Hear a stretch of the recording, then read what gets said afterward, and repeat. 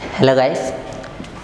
आज से स्टार्ट करते हैं जो आपका 12th का नया सिलेबस है उसको स्टार्ट करते हैं। तो सबसे पहले तो देखिए जो प्रीवियस ईयर्स थे, ठीक है, पीछे के मान लीजिए कि आप जो कितने बताऊं 3-4 साल थे, उसके अंदर आरबीएससी का सिलेबस था और ऐसा था, ठीक है। बट अभी इसको चेंज कर दिया गया है और अभी जो आपके सिलेबस लगेगा वो आरबीएससी की जगह एनसीईआरटी की लगेगी फिजिक्स, ठीक है, national council of education and research technology. तो इसका लगेगा और ये पूरा का पूरा जो सिलेबस है ये बेस्ड है नेशनल कॉन्स्टिट्यूशनल फ्रेमवर्क 2005 पे। तो ऐसा कुछ मतलब एक टाइप से ये बोलूँ कि ये कोर बोलते हैं, एनीवे इसको कोर बोलते हैं, कोर सिलेबस, ठीक है। जो मतलब शुरू में जब चीज़ों को डिवाइड करने की बात आई थी गवर्नमेंट के द्वारा कि चीज़ों को किस लेवल तक स्कूल में पढ़ाना है और किस लेवल तक कॉलेज में पढ़ाना है। मतलब देखिए जैसे कोई भी टॉपिक है वो देखिए जैसे एक चीज़ बताऊं, पहली बात तो नॉलेज है वो एक एंडलेस चीज़ है, ठीक है। तो कोई भी टॉपिक है उसका कोई इनिशियल भी नहीं है, उसका कोई फाइनल भी नहीं है, ठीक है। जैसे अगर मैं एक चीज़ बताऊं, जैसे ये वर्ड है हेलो, इस पे भी आप लोग पीएचडी तक जा सकते हो। एक वर्ड पे कैसे जा सकते हो आप? सबसे पहले देखिए जैसे मान लो कोई बच्चा है, उसको आप डायरेक्टली कुछ, मैं एग्जांपल देता हूँ, हाँ मैंने बोला कि इस पे आप पीएचडी तक जा सकते हो। तो कैसे? देखिए सबसे पहले तो एक तो सिंपल आप पढ़ सकते हो हेलो। हेलो का मीनिंग होता है एक टाइप से किसी से बात स्टार्ट करने के लिए कोई वर्ड, ठीक है। उसके बाद आप 1-2 क्लास जंप करके ये पढ़ सकते हो कि जो मार्कोनी था उसकी वाइफ का नाम हेलो था और मार्कोनी ने जब पहली बार रेडियो वेव्स का ट्रांसमिशन किया अपने घर पे तो उसने अपनी वाइफ का नाम लिया था हेलो, और वो आज के टाइम में किसी को कोई कन्वर्सेशन बातचीत शुरू करने के लिए एक वर्ड के रूप में यूज़ में आने लगा, ऐसा आप बोल सकते हो। उसके बाद आप आगे ये पढ़ सकते हो कि ये इंग्लिश का वर्ड है हेलो, इसको अदर जैसे लैटिन लैंग्वेज में बोंजोर भी बोलते हैं। इसके अलावा हेलो को चाइनीज़ है उसके अंदर जाजिया भी बोलते हैं, ठीक है, उनकी लैंग्वेज में। तो आप काफ़ी कुछ एक वर्ड तक पे स्टडी कर सकते हो। तो टॉपिक तो बहुत बड़ी चीज़ है, ठीक है। तो एक फ्रेमवर्क बनाया गया। फ्रेमवर्क का मीनिंग 2-4-5 आदमियों को बिठा के और उनसे ये डिस्कस करना कि किस लेवल तक किसको क्या पढ़ना चाहिए और जिस मतलब सब्जेक्ट पे वो सारे एक साथ सहमत हो फिर उसको एक रूल बना दिया जाता है, ठीक है। आप हिंदी में बोलो एक टाइप से समिति, हम लोग बैठते हैं कि हम लोग बोलते हैं इस चीज़ के लिए ये समिति बैठी, वैसा कुछ, ठीक है। तो एक फ्रेमवर्क डिज़ाइन किया गया कि सिलेबस को किस एंड तक स्कूल्स में पढ़ना चाहिए और किस एंड तक कॉलेज में, और इसी को बोलते हैं नेशनल कॉन्स्टिट्यूशनल फ्रेमवर्क 2005। और फिर उसने एक ऑर्गेनाइजेशन को जन्म दिया एनसीईआरटी, और ये एनसीईआरटी है ये पूरी कंट्री के अंदर ऑल ओवर एक सिलेबस बताती है, ठीक है। वैसे आपको पता होगा कि पूरी कंट्री है उसका एक सिंगल बोर्ड सीबीएसई ही है, सेंट्रल बोर्ड अपन बोलते हैं। तो आप सीबीएसई का सिलेबस बोलो या आप एनसीईआरटी का सिलेबस बोलो, एक ही बात है, ठीक है। एनसीईआरटी है वो पूरे कंट्री लेवल पे एक समान सिलेबस है, वो एक टाइप से अवेल करवाती है, ठीक है। लेकिन देखिए इसमें थोड़ी सी दिक्कत है, ठीक है। दिक्कत ये है कि जो एनसीईआरटी है वो एक टाइप से थोड़ी सी मैं अगर बताऊं तो एक टाइप से थोड़ी सी मतलब डीप है। मीन की एनसीईआरटी की बुक है वो आपको ज़्यादा से ज़्यादा 250 पेजेस में मिलेगी, लेकिन उस बुक को समझने में आप कम से कम अगर ज़्यादा नहीं तो 4-5 हज़ार पेजेस भर सकते हो। मीन्स कि एनसीईआरटी की हर लाइन का एक डीप मीनिंग निकलता है, ठीक है। तो और रियल बताऊं तो एनसीईआरटी है, उसकी बुक जब डिज़ाइन होती है तो उसके अंदर टीचर्स के लिए अलग से मेमोरेंडम डाला होता है, मैसेज डाला होता है। तो वो मेरे हिसाब से बुक डिज़ाइन टीचर्स को ध्यान में रखते हुए करते हैं, ठीक है। तो एनसीईआरटी की बुक है वो काफ़ी एक टाइप से थोड़ी हार्ड होती है, आप डायरेक्टली उसको रीड नहीं कर सकते विदाउट एनी एजुकेटर और कुछ भी आप बोल लो, मतलब एक बंदा आपको अगर कुछ बताने वाला है नहीं है तो आप किसी एंड पे जाके उसमें अटक सकते हो। तो एनीवे, तो ऐसा कुछ एनसीईआरटी के सिलेबस में है। तो अलग अलग स्टेट्स वगैरह है, वो एनसीईआरटी की जो बुक है उसकी कॉम्प्लेक्सिटी को ख़त्म करने के लिए, मतलब उसकी जटिलता को ख़त्म करने के लिए इसी बुक के कुछ पार्ट को 3/4 मान लो, 1/2 मान लो, एनीवे 1/2 मान लो, 80% मान लो, इसी बुक के कुछ पार्ट को आसान भाषा में समझा के अपनी बुक डिज़ाइन करते हैं और उसको बोलते हैं राजस्थान बोर्ड की बुक, मतलब जो भी स्टेट बोर्ड है उसकी बुक। लेकिन अगेन जो गवर्नमेंट है उसने ये डिसीज़न लिया है कि अभी दोबारा से एनसीईआरटी पूरी है वो बच्चों को पढ़ाई जाएगी। और एनीवे, तो ये अभी जो आपका नया सिलेबस है ये एनसीईआरटी का होगा। तो स्टार्ट करते हैं इसके बारे में। तो सबसे पहले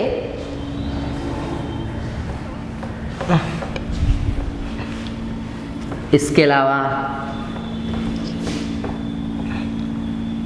अगर आपको मार्किंग स्कीम के बारे में कुछ बताऊं तो देखिए, आपका जैसे मैं आपको फिज़िक्स करवाऊंगा ओवर द ईयर, तो फिज़िक्स के अंदर आपका एक तो आप एग्ज़ाम दे के आओगे, ठीक है।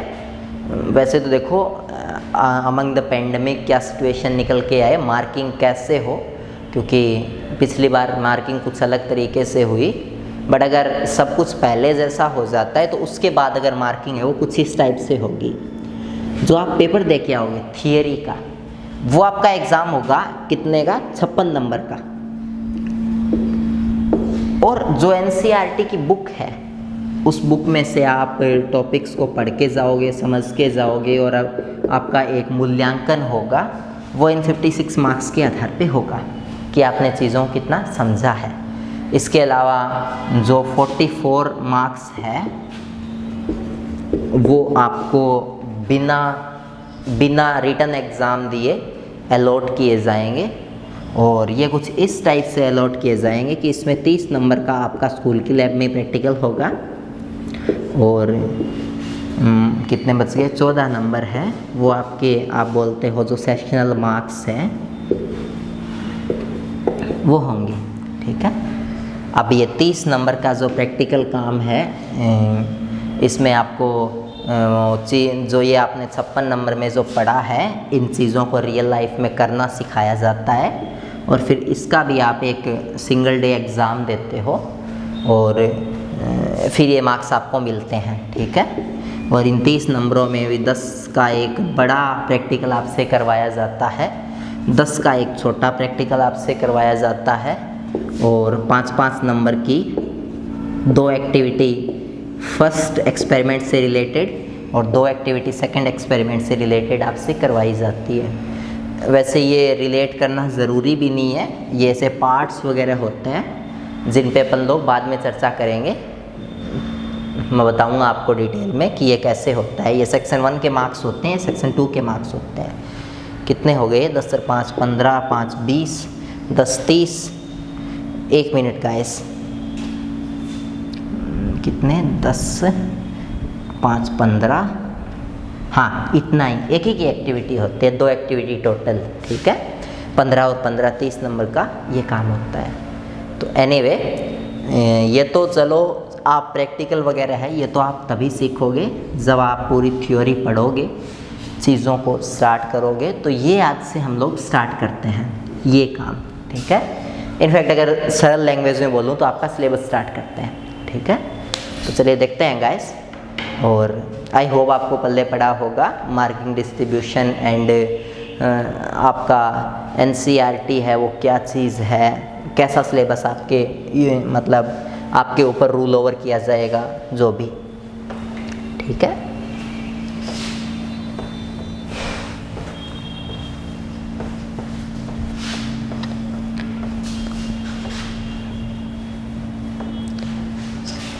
अब अगर उसके बाद में अगर बात करें तो देखिए, अब आपकी जो बुक है, आप बुक बोल लो या आप इसको 56 मार्क्स बोल लो, कुछ भी, इसके अंदर आप पढ़ोगे किस किस के बारे में। देखिए, आप पढ़ोगे इसके अंदर सबसे पहले तो इलेक्ट्रिक फील्ड, विद्युत क्षेत्र के बारे में। उसके बाद आप पढ़ोगे, मैं हिंदी में लिख देता हूँ, विद्युत विभव के बारे में। उसके बाद आप इसके अंदर पढ़ोगे किसके बारे में, आप इसके अंदर पढ़ोगे विद्युत धारा के बारे में, ठीक है। और उसके बाद आप इसके अंदर पढ़ोगे विद्युत धारा के मापन व अन्य कार्यों के लिए जो ऑपरेटर्स काम में आते हैं, उपकरण, उन पे, ठीक है। उसके बाद में आप इस पार्ट के अंदर पढ़ोगे चुंबकीय क्षेत्र, और फिर आप पढ़ोगे धरती का चुंबकत्व। और एक टाइप से ये इस बुक का फर्स्ट पार्ट होगा, ठीक है, जो आप इतनी चीज़ें पढ़ोगे अपनी पूरी बुक के अंदर। देखिए, अगर मैं मोटा मोटी बोलूँ तो ये मैं बोल सकता हूँ कि बुक का जो फर्स्ट पार्ट है वो थोड़ा बहुत विद्युत के बारे में है, बिजली बोलो आप, इलेक्ट्रिसिटी के बारे में है, और कुछ पार्ट है वो चुंबक के बारे में है, क्योंकि जितने भी बिजली से चलने वाली चीज़ें हैं उनमें भी चुंबक काम आता है। स्पीकर हो गए, बहुत चीज़ें हैं गाइस, ठीक है। और ऐसी जो ब्रांच होती है जिसमें चुंबक और बिजली का एक साथ यूज़ किया जाए, उसको बोलते हैं इलेक्ट्रोमैग्नेटिज्म। तो आपका जो फर्स्ट पार्ट है इस बुक का, वो पूरा का पूरा कंप्लीटली बेस्ड है इलेक्ट्रोमैग्नेटिज्म पे, ऐसा कुछ, ठीक है। उसके बाद देखिए गाइस, सेकंड पार्ट है, उसके बाद आप इसमें पढ़ोगे प्रकाश के बारे में, और इस पे 2 चैप्टर है अगर रियलिटी बताऊं तो। एक में प्रकाश है, वो सीधी रेखा में चलता है, लेंस से कैसे गुजरता है उसके बारे में है एक पूरा पार्ट तो चैप्टर, और एक पूरा चैप्टर है वो इस बारे में है कि देखिए प्रकाश बना कैसे, मतलब सूरज से जो प्रकाश आता है, विद्युत चुंबकीय तरंगें, मतलब क्या सीन है, थोड़ा प्रकाश के बारे में डीपली एक चैप्टर है। उसके बाद में एक चैप्टर है प्रकाश से सोलर प्लेटें वगैरह आज के टाइम में बनती है, बिजली कैसे बन सकती है उसके बारे में। और उसके बाद 2 चैप्टर बेसिक है, परमाणु और नाभिक के बारे में। उसके बाद में आज के टाइम में जो कंप्यूटर लैपटॉप वगैरह आते हैं, जिसके अंदर अपन सिलिकॉन की प्लेटें लगती है, मदरबोर्ड वगैरह होता है, उस पे बेस्ड एक चैप्टर है अर्धचालक युक्तियाँ। और लास्ट में आपका एक चैप्टर है विद्युत चुंबकीय तरंगों का। और इतना कुछ आपको ये बुक है, ये आपको सिखा के जाती है। तो ये गाइस एक ओवरव्यू है पूरी की पूरी बुक का, जो मैंने आपको बताया। ये सब चीज़ें हैं, ये सब चीज़ें आप सीखोगे और ये मार्क्स आप लेके जाओगे, ठीक है, ये चीज़ें सीख के। तो आई होप आपको इतना पल्ले पड़ा होगा कि बुक में आप क्या करोगे। तो सीधी सी बात है, कोई भी सिलेबस है वो डिज़ाइन इसी टाइप से किया जाता है कि आप उसे एकदम सीक्वेंस में पढ़ें और इजी से लेके एक्सट्रीम तक जाओ आप, ठीक है, मतलब सरलता से लेके एकदम जटिलता तक। तो ऐसा कुछ आप करो। तो ऑब्वियसली हम लोग अपना स्टार्ट करेंगे इसी चैप्टर से, विद्युत क्षेत्र से, और इसको अच्छे से समझेंगे। तो आई होप आपको इतना पता चला होगा कि NCERT की बुक है, उसका एक टाइप से प्रोस्पेक्टस क्या है और उसके अंदर आप क्या क्या सीखने को आपको मिलेगा। आई होप इतना तो पल्ले पड़ा होगा। आगे देखते हैं गाइस।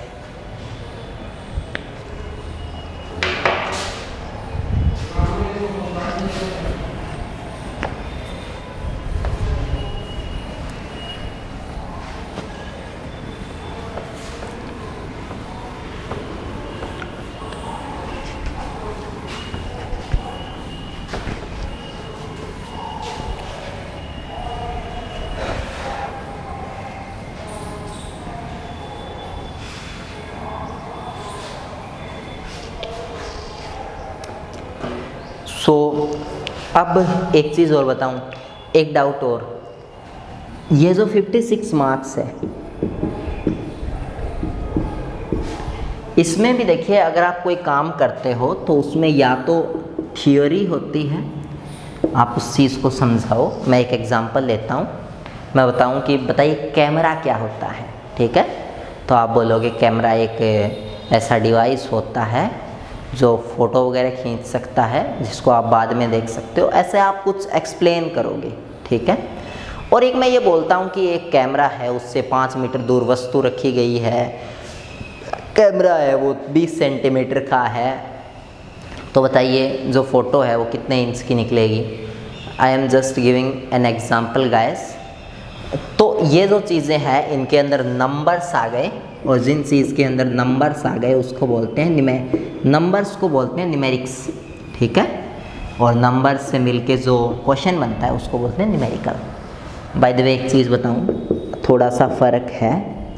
नंबर ये होते हैं 0 1 2 3 4 5 6 7 8 9 10 11 12 13 14 15 पता नहीं कितने तक, ठीक है?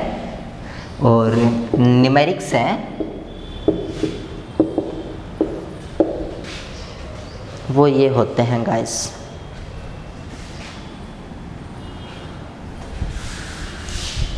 ठीक है? आप डिजिट भी जिनको बोलते हो बस वही न्यूमेरिक्स है।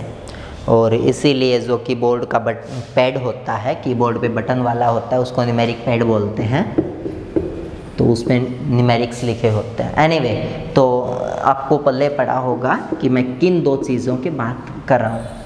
अब देखिए पेपर में कितना थ्योरी पूछा जाएगा और कितने ऐसे क्वेश्चन पूछे जाएंगे कि जिनमें नंबर्स का खेल हो, ठीक है?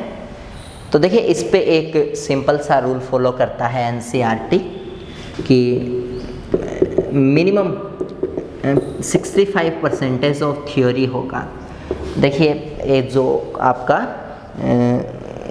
जो मतलब सिलेबस है जो उन्होंने प्रिस्क्राइब किया है उसके अंदर उन्होंने बस इतना लिखा है, उसके बाद उन्होंने कुछ भी नहीं लिखा। उन्होंने ये लिखा है ए chunk of minimum 65% will be followed as the theory of syllable। मतलब जो सिलेबस है उसका मिनिमम 65% है वो थ्योरी होगा, ये मिनिमम है गाइस।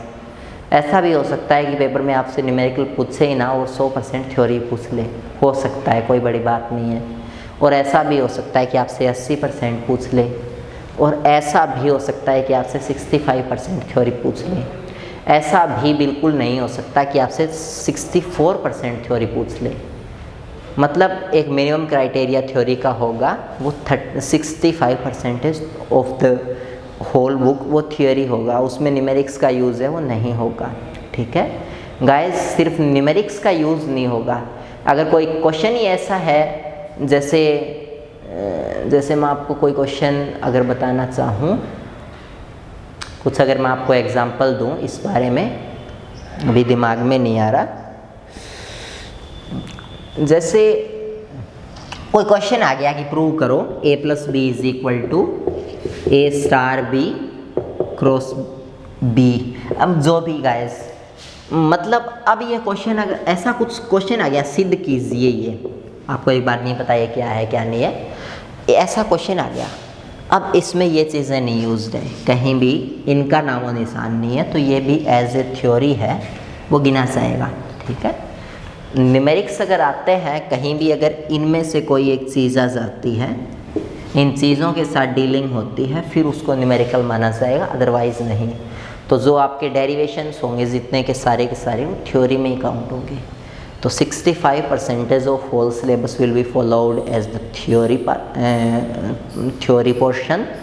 और उसके बाद उन्होंने आगे रिमेनिंग वगैरह कुछ नहीं डाला। हम अपने ही दिमाग से ये बोलते हैं कि 35% से ज़्यादा न्यूमेरिकल नहीं आएंगे। तो 35% है वो आपके न्यूमेरिकल्स हो सकते हैं ज़्यादा से ज़्यादा पेपर के अंदर। बाकी गाइस 35% बहुत कम फॉलो किया जाता है। आज दिन तक मैंने शायद ही ऐसा पेपर देखा जिसमें 35% न्यूमेरिकल पूछ रखे हों। कम ही पूछते हैं, ठीक है। इससे 1 न्यूमेरिकल, 2 न्यूमेरिकल, 3 न्यूमेरिकल, इससे ज़्यादा नहीं। तो लगभग 16 एक क्वेश्चन होते हैं, उस पर अगर 3 न्यूमेरिकल अगर आपके आते हैं तो वो 35 के अक्रॉस पहुंचता है, ठीक है। सॉरी 20 के अक्रॉस पहुंचता है वो जो क्राइटेरिया, मतलब 20% के समथिंग न्यूमेरिकल आते हैं। बट अलाउ है बोर्ड को ऐसा कि वो 35% मैक्सिमम न्यूमेरिकल पूछ सकता है, इससे ज़्यादा न्यूमेरिकल नहीं डाल सकता। उसको 65% of the whole book theory के रूप में पूछना ही होगा। ये एक रूल है। अब आप बार बार ये मत पूछना कि इस चैप्टर से न्यूमेरिकल कितने नंबर के आएंगे, इस चैप्टर से थ्योरी कितने नंबर की आएगी वगैरह वगैरह, ठीक है। सब में ये क्राइटेरिया होगा पूरी बुक को मिला के। कोई चैप्टर ऐसा भी हो सकता है जिससे सारे के सारे न्यूमेरिकल्स आ जाएँ, कोई ऐसा भी हो सकता है जिससे एक भी न्यूमेरिकल ना आए। और ये पूरा का पूरा डिपेंड करता है भविष्यवाणी पे, मतलब प्रेडिकेशन पे। इसमें कोई कुछ नहीं बता सकता। हाँ, एक ट्रेंड होता है कि इस चैप्टर से ज़्यादातर न्यूमेरिकल आते हैं, इससे थ्योरी आती है। बट गाइस एक कोई हार्ड एंड फास्ट कोई मतलब वो नहीं है। आई होप आप समझ रहे हो मैं क्या बोल रहा हूँ। तो ऐसा कुछ भी आपको ध्यान होना चाहिए। आई होप गाइस ये आपको पल्ले पड़ा होगा व्हाट आई एम सेइंग और what I am trying to understand you. Anyway देखो आगे।